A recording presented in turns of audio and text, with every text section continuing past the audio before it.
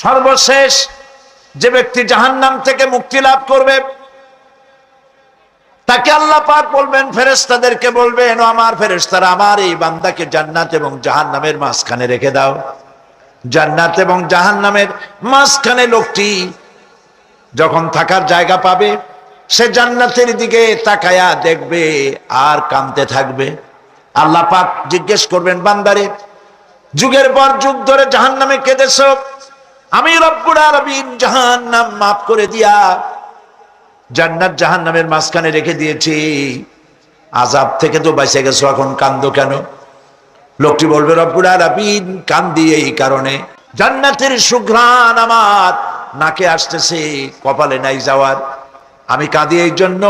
তুমি যদি মেহেরবানি করে আমাকে জান্নাতের দরজার কাছে একটু দাঁড় করায় দিতা, প্রাণ ভরে তোমার জান্নাতের দৃশ্যটা একটু দেখতাম। আল্লাহ পাক তার আরজি পূরণ করবেন, বলবেন, যাও। ফেরেশতাদের বলবেন, এর জান্নাতের দরজার কাছে দাঁড় করায় দাও। জান্নাতের দরজার কাছে দাঁড়িয়ে লোকটি আবার কান্না শুরু করবে। আল্লাহ পাক প্রশ্ন করবেন, এবার কান্দো কেন? লোকটি বলবে, রব্বুল আলামিন কান্দি এই কারণে, জান্নাতের এই দরজায় দাঁড়ায়া জান্নাতের অফুরন্ত নেয়ামত কিছুই ভালো করে দেখা যায় না, শুধু অল্প জায়গা দেখি। যদি তুমি আমারে দয়া করে জান্নাতের মাঝখানে দাঁড় করায় দিতা, চতুর্দিকে তাকায়া তাকায়া দেখা কলিজারে ঠান্ডা বানাইতাম। তবে আমি ওয়াদা করি, জান্নাতের কোনো নাজ নেয়ামত, কোনো ফল আমি খাবো না, ধরবো না, সইব না। একটুখানি মেহেরবানি করে মাঝখানে দাঁড় করাইয়া দাও, জান্নারে ঠান্ডা করি। আল্লাহ রব্বুল আলামিন ফেরেশতাদের বলবেন, আমার এই বান্দারে জান্নাতের মাঝখানে দাঁড় করাইয়া দে। আল্লাহর নবী বলেন, জান্নাতের মাঝখানে দাঁড়িয়ে লোকটি আগের চাইতে আরো জোরে চিৎকার মেরে কাঁদতে থাকবে। আল্লাহ পাক বলবেন, বান্দারে কি হলো তোর? দরজার কাছে আসতে চাইছি রে, আইনা দিলাম। আবার এবার মাঝখানে আসতে চাইছো, তাও এনে দিয়েছি, আবার কান্দো কেন? লোকটি বলবে, রব্বুল আলামিন এবার কান্দি এই জন্যে, তুমি যখন দয়া করে একটিবার জান্নাতের মাঝখানে এনে আমাকে দাঁড় করায় দিয়েছো, তুমি রহমান রহিম গফুরুর রহিম, এই জান্নাত থেকে আবার আর বাইর করে দিও না। আল্লাহ রাব্বুল আলামিন বলবেন, ও আমার বান্দারে, আমার এই জান্নাত তোর খুব পছন্দ হয়েছে নাকি? লোকটি বলবে, রব্বুল আলামিন কলিজা ঠান্ডা হয়ে গেছে, ভাবতেও পারি না এই জান্নাত এত সুন্দর। আল্লাহ পাক বলবেন, বান্দারে, এরকম একটি নয়, দুইটা নয়, তোর জন্য আমি 10টা জান্নাত এরকম রিজার্ভ করে রাখছি। সুবহানাল্লাহ। আল্লাহ পাককে ভয় করে পৃথিবীর সমস্ত পাপ থেকে যারা নিজেকে রক্ষা করবে, আল্লাহ তাদের জন্য এই জান্নাত রেখে দিয়েছেন। সুবহানাল্লাহ। সেই জান্নাতের রিসিপশন আপনারা আন্দাজ করতে পারবেন না, রিসিপশন কারে কয়। কি এর প্রধানমন্ত্রী আর প্রেসিডেন্ট, 4-5টা পুলিশ আর আর্মি এসে একটা ছট করে সেলুট মারলো, বাস শেষ হয়ে গেল, এরকম না। জান্নাতীদেরকে রিসিপশন দেওয়া হবে। জান্নাতীরা যখন আল্লাহর হুকুমে জান্নাতের দিকে যেতে লাগবে, আর যখন জান্নাতের কাছে চলে যাবে, আল্লাহ রাব্বুল আলামিন শোনায় দিচ্ছেন, হাত্তা ইযা জাউহা ফুতিহাত আবওয়াবুহা ওয়া ক্বালা লাহুম খাযানাতুহা সালামুন আলাইকুম তিবতুম ফাদখুলুহা খালিদিন। সুবহানাল্লাহ। জান্নাতীরা যখন জান্নাতে প্রবেশ করার দরজার মুখোমুখি হবে, দ্বার রক্ষীগণ তখন বলবে, সালামুন আলাইকুম, আল্লাহর শান্তি তোমাদের উপরে বর্ষিত হোক। সুবহানাল্লাহ। দুনিয়ার টাটকা টাটকা সুখগুলি 2 পা দিয়ে ঠেলে দিয়েছো, টাটকা সুখগুলি গ্রহণ করো নাই, হারাম খাও নাই, আল্লাহর দ্বীন কায়েমের জন্য রক্ত দিয়েছো, জীবন দিয়েছো, কষ্ট করেছো, আল্লাহকে ভয় করেছো। আমাদের সালাম গ্রহণ করো, জান্নাতের মধ্যে ঢুকে যাও চিরকালের জন্য। সুবহানাল্লাহ। আর বাইরে হওয়া লাগবে না, চিরকাল এই জান্নাতের মধ্যে তোমরা বসবাস করতে পারবে? আল্লাহ রাব্বুল আলামিনের ফেরেশতারা বলে দিবেন। জান্নাতের মধ্যে আল্লাহ পাক হুরদের সঙ্গে জান্নাতীদের বিয়ের ব্যবস্থা করে দিবেন। কোরআনে কারিমে আল্লাহ পাক বলেন, মুত্তাকিইনা আলা সুরুজিম মাসফুফাতিন ওয়া যাওয়াজনাহুম বিহুরিন ঈন। সামনাসামনি ভাবে সাজানো সারি সারি আসন সমূহের উপর তারা ঠেস লাগায় বসে থাকবে, আর আল্লাহ রাব্বুল আলামিন হুরদের সাথে জান্নাতীদের বিয়ের ব্যবস্থা করে দিবেন। যেসব হুরের সঙ্গে বিয়ে হবে তাদের আল্লাহ পাক বিবরণ দিচ্ছেন কি রকম হবে তারা। লাম ইয়াতমিসহুন্না ইনসুন ওয়ালা জান। এর পূর্বে জিন এবং ইনসান এদেরকে কেউ স্পর্শ করে নাই। কি রকম তারা? কাআন্নাহুন্নাল ইয়াকুতু ওয়াল মারজান। যেমন ঝিনুকের ভিতরে মণিমুক্তা থাকে, এইভাবে আল্লাহ পাক তাদেরকে পবিত্র করে রেখে দিয়েছেন। আমার প্রিয় ভাইরা, আল্লাহ রাব্বুল আলামিন কোরআনে কারীমের ভিতরে বলেছেন, ফাবিআইয়ি আলা'i রাব্বিকুমা তুকাযযিবান। জান্নাত দান করে আল্লাহ পাক এবার জান্নাতীদেরকে সম্বোধন করে বলবেন, ইয়া ইবাদি লা খাউফুন আলাইকুমুল ইয়াওমা ওয়ালা আনতুম তাহজানুন।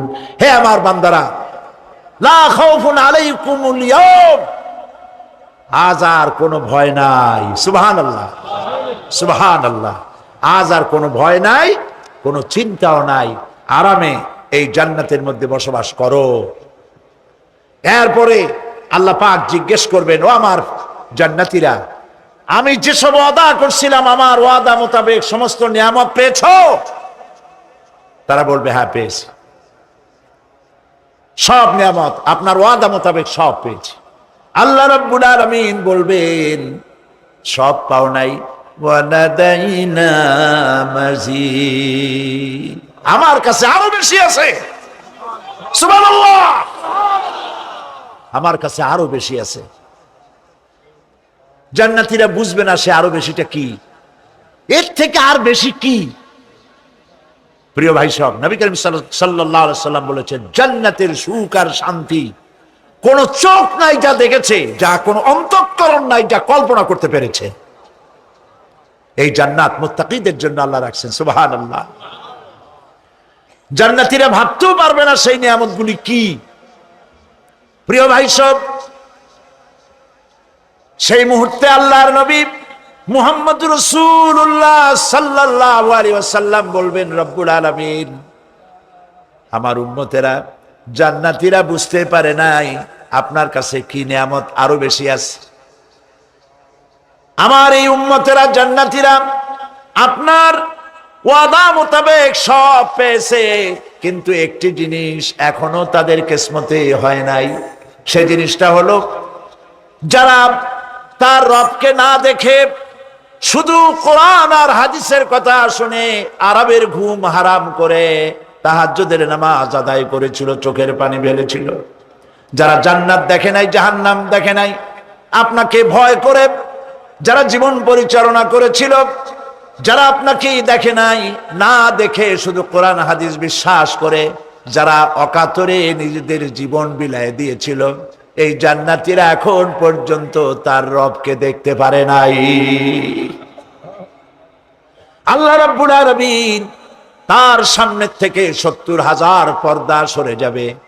আল্লাহ পাক বান্দাদের আরজি পুরা করার জন্য জান্নাতীদের সামনে তিনি জালোয়া ফরোজ হবে।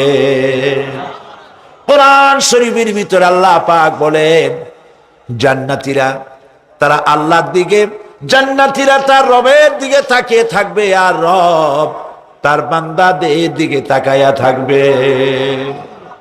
প্রাণ ভরে জান্নাতীরা রবকে দেখবে। সুবহানাল্লাহ।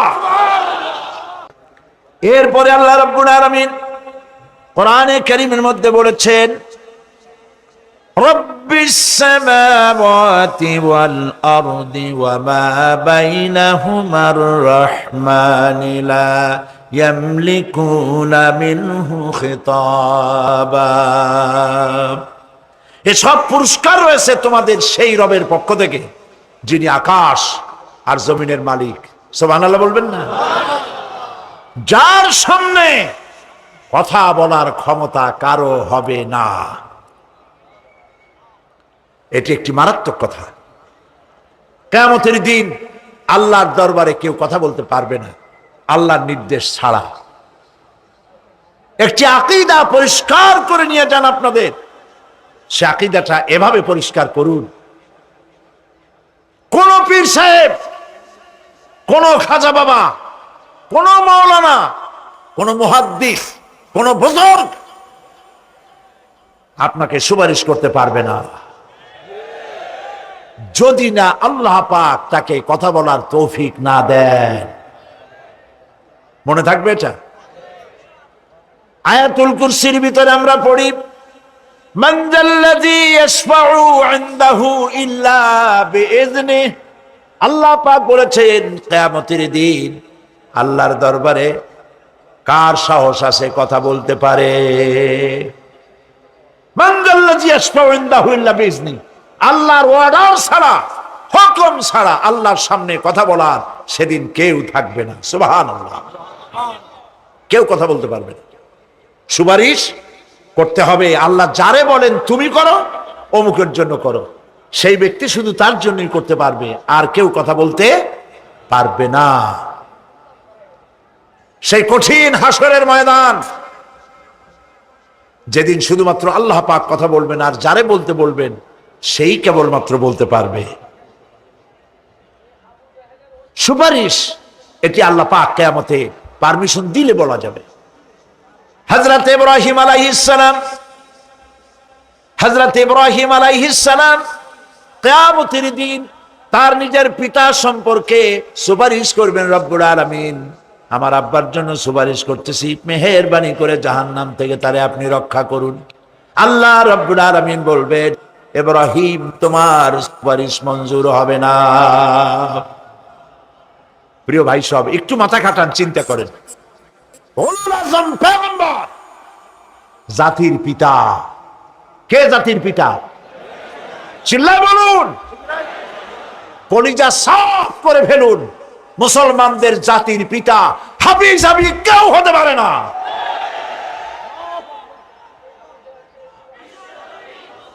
মিল্লাতা আবিকুম ইব্রাহিম। ইব্রাহিম আলাইহিস সালাম এই মিল্লাতের পিতা। সুবহানাল্লাহ। হযরত ইব্রাহিম আলাইহিস সালাম কিয়ামতের দিন বলবেন, আল্লাহ আমার আব্বার জন্য সুপারিশ করছি। আল্লাহ পাক বলবেন মঞ্জুর হবে না। আজর তোমার পিতা হতে পারে, কিন্তু আমার খলিলকে আগুনে ফেলার জন্য নমরুদকে সে সহযোগিতা করেছে, আমি তোমার পিতাকে ক্ষমা করব না। নবী করিম সাল্লাল্লাহু আলাইহি সাল্লামকে সাহাবায়ে কেরাম জিজ্ঞেস করেছেন, হে রাসূল, আপনার আব্বা এবং আম্মার অবস্থা কি হবে? নবী করিম সাল্লাল্লাহু আলাইহি সাল্লাম কেঁদে ফেলেছেন, সব বলেছেন, আমি তাদের কোনো উপকারে আসব না। আল্লাহু আকবার। আপনি মনে করছেন নাকি যে ইয়া নবী সালাম আলাইকা বলি অমনি নবী সুপারিশ পাবেন? এত সহজ। কতগুলো রসগোল্লা খাইলেন আর বড় একটা মিছিল করলেন আর অমনি চলে যাবেন? পৃথিবীর সব মানুষ, সাহাবায়ে কেরাম বাদ দেন, পৃথিবীর সমস্ত মানুষ একত্রিত হয়ে আবু তালেব রাসূলুল্লাহকে যে ভালোবেসেছেন, ওর 1000 ভাগের 1 ভাগও সারা দুনিয়ার মানুষ রাসূলুল্লাহকেই ভালোবাসতে পারবে? পারবে? নিজের ছেলে আলীকে, আলী রাদিয়াল্লাহু তাআলা আনহুকে আলাদায় বিছানায় শোয়াইয়া, ছোট্ট মানুষ হযরত আলী আলাদা জায়গায় রাখিয়া মুহাম্মদুর রাসূলুল্লাহ সাল্লাল্লাহু আলাইহি ওয়াসাল্লাম এতিম মানুষ তারে কলিজার সাথে বুকের মধ্যে আশ্রয় দিয়ে আগলে রেখেছেন বুক পরে। সেই আবু তালেব মৃত্যুর সময় নবী করিম সাল্লাল্লাহু আলাইহি ওয়াসাল্লাম বলেছিলেন, চাচা একটি বার আমার কানে তাওহীদের কালেমা শোনায় দেন। আবু তালেব, তার কিসমতে ছিল না কালেমা, মরে যাওয়ার পর একজন সাহাবী বলেছিলেন, ইয়া রাসূলুল্লাহ, মৃত্যুর সময় আবু তালেবের মুখ আমি নড়তে দেখেছি, তিনি কালেমা পড়েছেন সম্ভবত। রাসূলুল্লাহ সাহেব বলেছেন, আমি শুনি নাই। এত ভালোবাসার পরেও হাদিস শরীফে এসেছে আবু তালেব জাহান্নামে যাবে। কোথায় যাবে? জাহান্নামে। সবচাইতে কম আযাব হবে কার? আবু তালেবের। কম আযাবটা কি? হাদিস শরীফে এসেছে কম আযাব হলো জাহান্নামের আগুন দিয়ে এক জোড়া জুতা তৈরি করে আবু তালেবের পায়ে পরিয়ে দেওয়া হবে। সেই জাহান্নামের আগুনের তৈরি করা জুতার তাপে আবু তালেবের মাথার ঘিলুগুলো টকবক করে বউ পড়তে লাগবে। এত ভালোবেসে যদি কিয়ামতে উপায় না হয়, আপনি ইয়া নবী সালাম আলাইকা, ইয়া রাসূল সালাম আলাইকা, আর কতগুলো জিলাপি খাইলেন, বড় একটা মিছিল করলেন। প্রিয় ভাই সব, এইসব বেদাত ছাড়ুন, এগুলি সুস্পষ্ট বিদআত। রাসূলুল্লাহকে ভালোবাসবেন, সাহাবীরা যেভাবে ভালোবেসেছেন ওইভাবে ভালোবাসবেন। আল্লাহ রাব্বুল আলামিন বলেন, যালিকাল ইয়াউমুল হক ফামান শাআ আত্তাখাযা ইলা রাব্বিহি মাআবা। এই দিনটি অবশ্যই আসবে, সেদিনটি নিশ্চিতভাবে আসবে। আর এখন যার ইচ্ছা সে তার রবের দিকে অগ্রসর হোক। ইন্না আনজারনাকুম আযাবান করিবান ইয়াওমা ইয়ানজুরুল মার'উ মা কদ্দামাত ইয়াদাহু ওয়া ইয়াকুলুল কাফিরু ইয়া লাইতানি কুনতু তুরাবা। ইন্না আনজারনাকুম আযাবান করিবা, খুব নিকটবর্তী একটি আযাব সম্পর্কে আমি তোমাদেরকে সতর্ক করে দিলাম। কে বলতেছেন? আল্লাহ পাক। হযরত আলী যখন ইসলাম কবুল করেন বয়স ছিল 8.5 বছর মাত্র। সুবহানাল্লাহ কইতে ইচ্ছা করে না? জুবাইর ইবনুল আওয়াম, আব্দুর রহমান বিন আওফ মাত্র 17 বছরের যুবক। ওমর রাদিয়াল্লাহু তাআলা আনহু মাত্র 26 বছরের টগবগে ভরা যুবক। যুবকরা সাহায্য করেছে, বুড়োরা বিরোধিতা করেছে। তাই বলে আজকে যে সমস্ত বৃদ্ধরা এখানে আছেন তারা মন খারাপ করবেন না। আমরাও কিন্তু ওই কালটা কাটায় আসছি, যৌবন কালটা, ঠিক না? আমি তো আপনাদের দলে,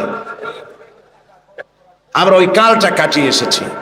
তবে সেই কালটা যদি আল্লাহর দ্বীনের কাজে লেগে থাকে সেটাই হলো কিসমতের কথা। সুবহানাল্লাহ। এই সৌভাগ্য ইসলামী ছাত্র শিবিরের। আলহামদুলিল্লাহ বলি, আলহামদুলিল্লাহ বলি। বন্ধুগণ, নবী করিম সাল্লাল্লাহু আলাইহি ওয়াসাল্লাম দ্বীন প্রতিষ্ঠার লক্ষ্যে 13 বছর পূর্ণ হয়ে গেল, মদিনায় লোক তৈরি হয়ে গেল, মক্কায় লোক তৈরি হয়ে গেল। এবার রাষ্ট্র ক্ষমতা হাতে নেওয়ার পালা। আজকের এই বিশাল জনসমুদ্রে ধর্মনিরপেক্ষ মতবাদী আদর্শে যদি কোনো বিশ্বাসী ব্যক্তি থাকেন, আমি আমার ওই ভাইকে বলবো, লক্ষ্য করে শোনেন, হিজরতের বেলায় রাসূলুল্লাহকে আল্লাহ কি শিখাচ্ছে। যারা ধর্ম আর রাজনীতি আলাদা মনে করেন, ধর্মনিরপেক্ষতার আদর্শে বিশ্বাসী হওয়ার কারণে তারা কান খুলে শুনুন রাসূলুল্লাহকে হিজরতের সময় আল্লাহ কি দোয়া শিখালেন। আল্লাহ রাব্বুল আলামিন নবীজিকে শিখালেন হিজরতে। নবীজিকে শিখানো হলো, রব্বি আদখিলনি মুদখালা সিদকিন ওয়া আখরিজনি মুখরাজা সিদকিন ওয়াজআলনি মিন লাদুনকা সুলতানান নাসীরা। আয় আমার রব, আমাকে সত্যের সাথে প্রবেশ করাও, সত্যের সাথে আমাকে বের করো, আর সুলতানে নাসির আমার হাতে দাও। সুলতানে নাসির দুনিয়ার সব মুহাদ্দিসিন মুফাসসিরিনে কেরাম একমত, সুলতানে নাসির মানে রাষ্ট্রীয় পাওয়ার। আয় আল্লাহ, তুমি আমাকে রাষ্ট্রীয় পাওয়ার হাতে দাও, রাষ্ট্র ক্ষমতা দাও। রাষ্ট্রীয় ক্ষমতা হাতে পেলেই জনগণকে ভালো বানানো যায়, শুধু নসিহত করে মানুষকে ভালো বানানো যায় না। ঠিক কিনা বলেন? ঠিক কিনা বলেন? রাষ্ট্রীয় ক্ষমতা হাতে থাকতে হয়, রাষ্ট্রীয় ক্ষমতা যদি ভালো মানুষের হাতে থাকে মানুষ ভালো হয়, খারাপ মানুষের হাতে থাকলে মানুষ খারাপ হয়ে যায়। কারণ উপরের পানি নিচে নামে, নিচের পানি কখন উপরে যায় না। রাষ্ট্রের হুকুম মতোই তো দেশ চলে। এই রাষ্ট্রীয় ক্ষমতায় যারা থাকে তারা যদি সন্ত্রাসী না হয়, জনগণ সন্ত্রাসী হইতে পারে না। রাষ্ট্রীয় ক্ষমতায় যারা থাকে তারা যদি দুর্নীতিবাজ না হয়, তাহলে জনগণও দুর্নীতিবাজ হইতে পারে না। রাষ্ট্রীয় ক্ষমতায় ভালো মানুষ যদি যায় তাহলে দেশ ভালোভাবে চলতে পারে, ঠিক কিনা? আল্লাহর নবী আরো বলেছেন, আকাশের অসংখ্য তারকা পুঞ্জের ভেতরে পূর্ণিমার চাঁদের যে মর্যাদা, আল্লাহ রব্বুল আলামিনের নবী বলেন আমার উম্মতের মধ্যে আমার ওলামাদের সেই মর্যাদা। এদেশে ইসলাম, সততা, চরিত্র, দ্বীন, ঈমান যতটুকু টিকে আছে তা আলেমদের কারণে, হক্কানি পীর বুজুর্গদের কারণেই তা টিকে আছে। সুবহানাল্লাহ বলেন, আলহামদুলিল্লাহ বলেন। ইসলামী আন্দোলন, আলেম ওলামা, পীর বুজুর্গ, মাদ্রাসা মসজিদ, এরা এদেশের ঈমান, আমান, চরিত্র, দ্বীন, আমানতদারি, টুপি, দাড়ি এরাই টিকায় রাখছে। আলহামদুলিল্লাহ বলেন। সেজন্য ভাইরা, নবী করিম সাল্লাল্লাহু আলাইহি ওয়াসাল্লাম পৃথিবীতে এসেছিলেন দ্বীন প্রতিষ্ঠার জন্য। কাফেরেরা বরদাস্ত করতে পারে নাই। তারা চেয়েছে আল্লাহর দ্বীনকে দুনিয়া থেকে মিটায় দেবে। ওরা চায় দ্বীন মিটায় দেবে, আল্লাহ চান দ্বীন প্রতিষ্ঠা করবেন। কথা টিকবে কার? বলেন টিকবে কার? আল্লাহ রাব্বুল আলামিনের কথাই টিকবে। কালিমাতুল্লাহে হিয়াল উলিয়া, আল্লাহর কথাই সর্বোচ্চ থাকবে। আল্লাহ রাব্বুল আলামিন কোরআনে কারীমের মধ্যে বলে দিয়েছেন, ওয়ালা তাহিনু ওয়ালা তাহজানু ওয়া আনতুমুল আলাউনা ইন কুনতুম মুমিনিন।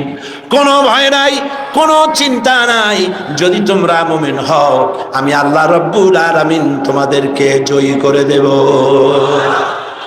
বিজয় তোমরাই লাভ করবে।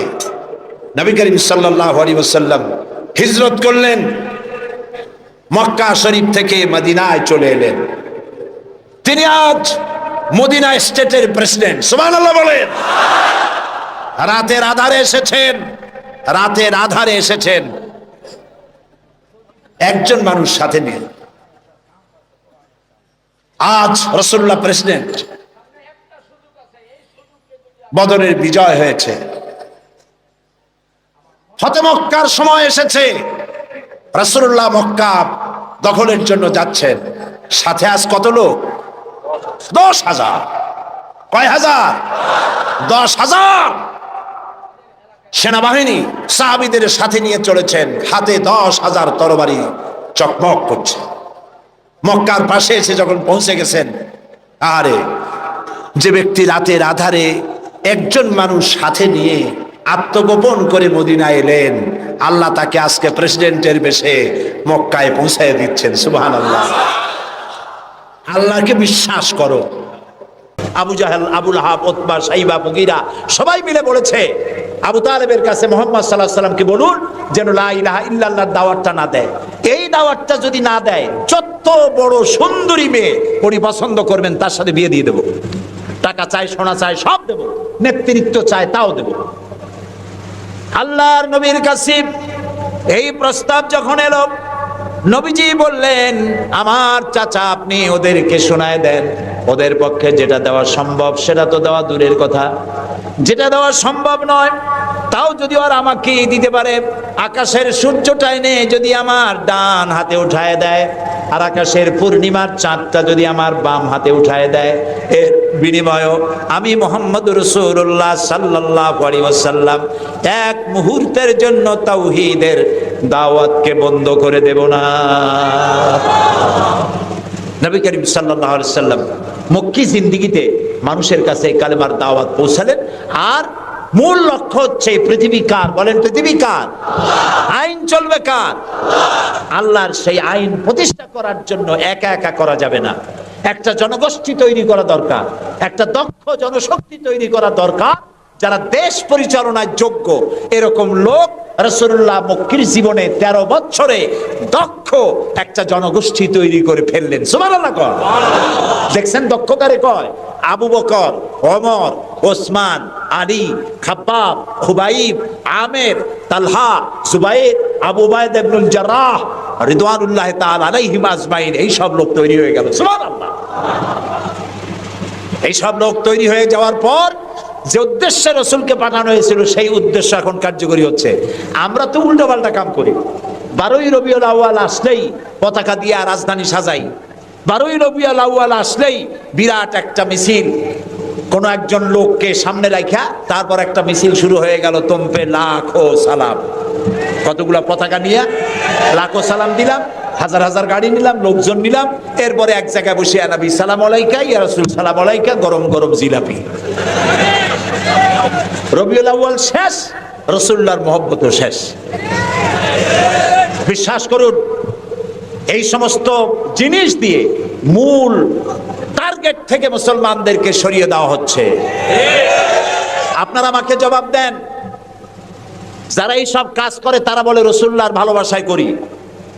আপনি কি পারবেন রাসূলুল্লাহর লাখো সাহাবীদের মধ্যে একজন সাহাবীও রাসূলুল্লাহকে যে ভালোবাসা দিয়েছেন, পৃথিবীর সব মুসলমান একত্রিত হয়ে অতটা ভালোবাসা কেউ কি দিতে পারবে? পারবে? এবার বলেন, সাহাবীরা এরকম কোন মিছিল করেছেন রাসূলুল্লাহর জন্মদিনে? তার জন্মদিবস পালন করেছেন? করেন নাই। যেটা হাদিসে নাই আমরা তা করতে পারি না। যে মিলাদ এখন পড়া হয়, যে সিস্টেমে পড়ানো হয়, একত্রিত হয়ে ইয়া নবী সালাম আলাইকা, রাসূল সালাম আলাইকা, সাহাবীরা এরকম করেন নাই, তাবিঈনরা করেন নাই, তাবিঈনরা করেন নাই। মিলাদের এই সিস্টেম চালু হয়েছে রাসূলের ইন্তেকালের অন্তত 600 বছর পর। ফাইনা তাযহাবুন, কোথায় চলছি আমরা? রাসূলের মূল অনুষ্ঠান ছেড়ে দিয়ে, মূল কাজ ছেড়ে দিয়ে ভিন্ন পথে প্রবাহিত হচ্ছি। আমাদেরকে বিভিন্ন শব্দের মার প্যাচে সিরাতুন নবী করব না মিলাদুন নবী করব, মিলাদ পড়বো তো দাঁড়ায় পড়বো না বসে পড়বো, এই সমস্ত চক্করের মধ্যে ভালাই দিয়া টার্গেটে যাওয়ার পথের থেকে আমাদেরকে বাধাগ্রস্ত করা হচ্ছে। প্রিয় ভাই সব, নবী করিম সাল্লাল্লাহু আলাইহি ওয়াসাল্লাম জনশক্তি তৈরি করে ফেললেন, একটা রাষ্ট্র চালাবার মতো লোক তৈরি হয়ে গেল। আপনি যদি এই যে আর্মির ট্রেনিং হয়, শীতকালীন মহড়া হয়, আর্মির ট্রেনিং হয় কেন? এত পয়সা দিয়ে আর্মি টিকায় রাখা হয় কি জন্য? কি জন্য? দেশ রক্ষার জন্য। আমরা তো সবাই দেশপ্রেমী, আমরা দেশ রক্ষা করতে তো আমরাই পারি। আর্মিদেরকে এত পয়সা খরচ করে করানো হচ্ছে কেন? এই জন্য করানো হচ্ছে, যখন যুদ্ধ বাঁধবে তখন আপনি অস্ত্র চালাইতে পারবেন না। অস্ত্র চালাবার মতো যোগ্যতা সম্পন্ন লোক গভর্নমেন্ট তৈরি করে, প্রতিরক্ষা বাহিনী তৈরি করে, যাতে করে কোনো দেশ আমার স্বাধীন ভূমির উপরে আঘাত করতে না পারে। সেই জন্য এখন এটাকে পরিচালনার জন্য ট্রেনিং দেওয়া হয়। মুসলমানদেরকে আল্লাহ তাআলা কোরআনের মাধ্যমে, ইসলামের মাধ্যমে, হাদিসের মাধ্যমে তাদেরকে ট্রেনিং দেওয়া হয়। জমিন আল্লাহর, আইন চলবে আল্লাহ। আইনের ইমপ্লিমেন্টের জন্য, সে আইন প্রয়োগ করার জন্য দক্ষ যোগ্য জনশক্তি প্রয়োজন।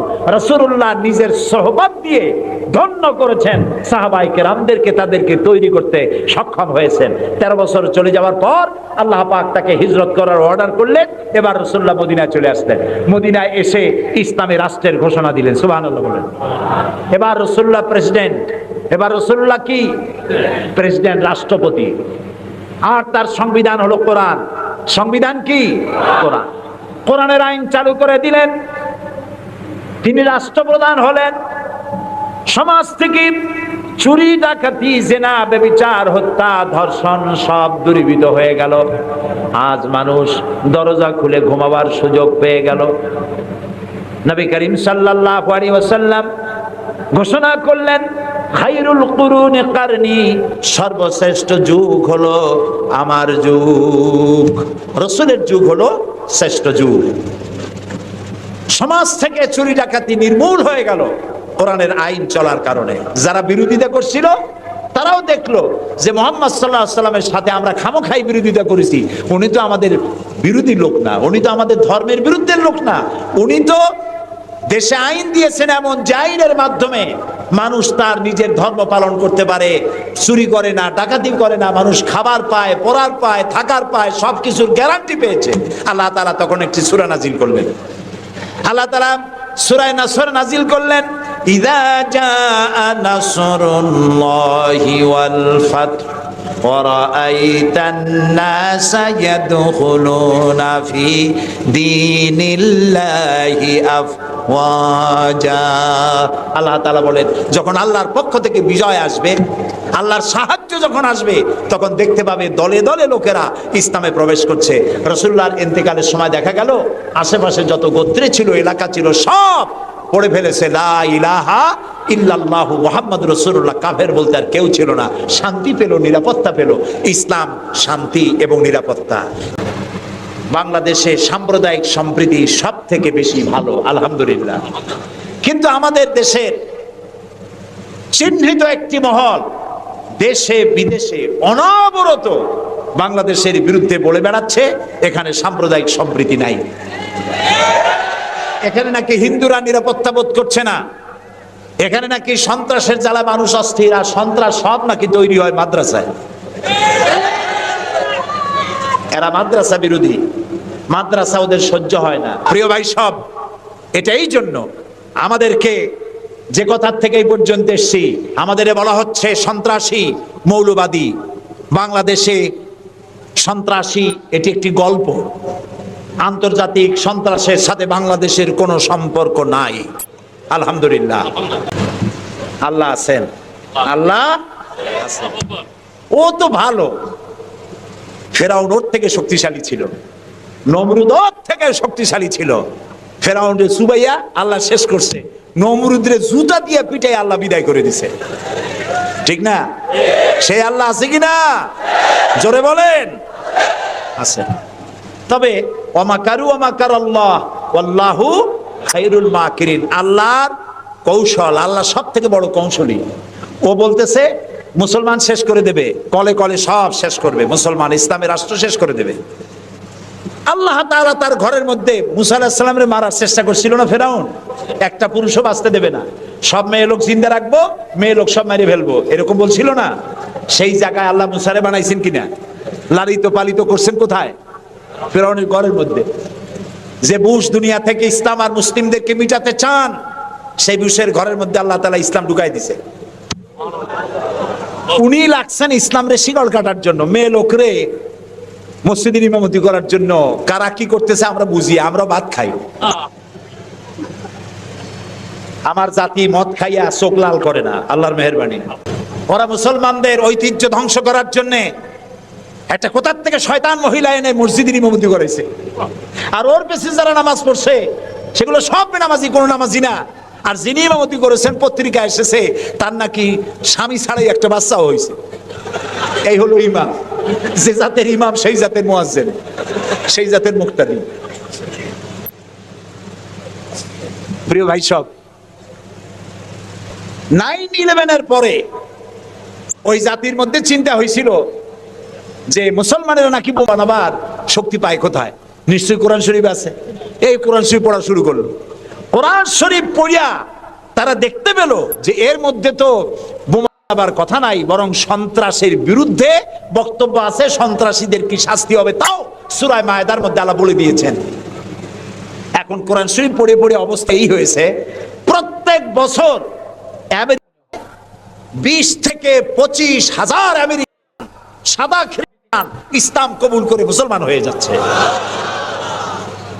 ঠেকাইতে পারবে না ইসলামকে। ইসলাম হলো সূর্যের মতো, এদিক দিয়ে ডুবে দেখা যায় পশ্চিম দিক দিয়ে ডুবে গেছে, আর বুঝি উঠবে না। সকালবেলা দেখে পূব দিক দিয়ে কি হয়েছে, উদিত হয়ে গেছে, আবার ওদিকে ডুবলো, এদিক দিয়ে উঠলো। ইসলামও এইরকম। মনে হয় ইরাকে ইসলাম শেষ, আফগানে শেষ হয়ে গেল, আল্লাহ তাআলা আবার উঠায় দেবে, বাংলাদেশ দিয়ে উঠায় দেবে, কাশ্মীর থেকে উঠায় দেবে। ইসলাম রে নিবাইতে পারবা না। ইউরিদুন আলী ইউতফিউ নূরাল্লাহি বিআফওয়াহিহিম আল্লাহু মুতিম্মু নূরি। মুখের ফু দিয়ে ইসলামকে নিবানো যাবে না।